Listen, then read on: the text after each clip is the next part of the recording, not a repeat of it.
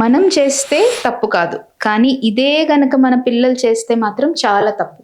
The whole world is speaking about kids screen time.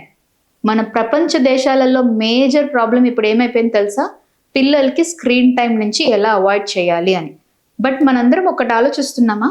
అసలు పిల్లలకి screen time ఎలా అలవాటు అవుతుంది? పుట్టుక నుంచే వాళ్ళకి ఏమన్నా సెల్ ఫోన్స్ అంటే తెలుసా? ఇది మన ఎల్డర్స్, మన పేరెంట్స్ నుంచే అలవాటు అవుతుంది.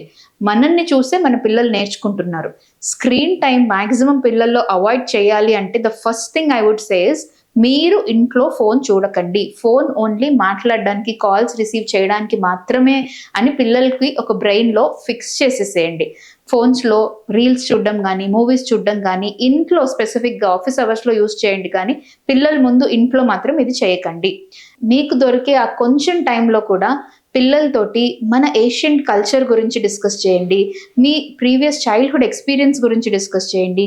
ఒక స్ట్రాంగ్ మైండ్ సెట్ ఎలా బిల్డ్ చేసుకోవాలనే గురించి దానికి డిస్కస్ చేసుకోండి.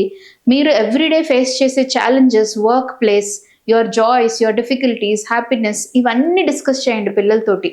అంతేకాని వాళ్ళతో పాటు చూసి ఈ రీల్స్ మాత్రం స్క్రోల్ చేయకండి. బికాస్ మనమే లాస్ట్ జనరేషన్ ఈ ఏన్షియంట్ కల్చర్ మన పిల్లలకి ఇన్కల్కేట్ చేసేది. ఇది కనుక మనం చేయకపోతే మన ధర్మం, వాల్యూస్, మన కల్చర్, మన secularism, we have so much to talk about our country, our nation and hour religion. So ఇవన్నీ నేర్పించండి పిల్లలకి. Spend that valuable time with your kids. అంతేగాని ఇలాంటి టెక్నాలజీ లూప్లో పడిపోయి మాత్రం మీ జాయింట్స్ని, మీ హెల్త్ని స్పాయిల్ చేసుకోకండి. రేపు కలుద్దాం. మీ డాక్టర్ కార్తికా రెడ్డి.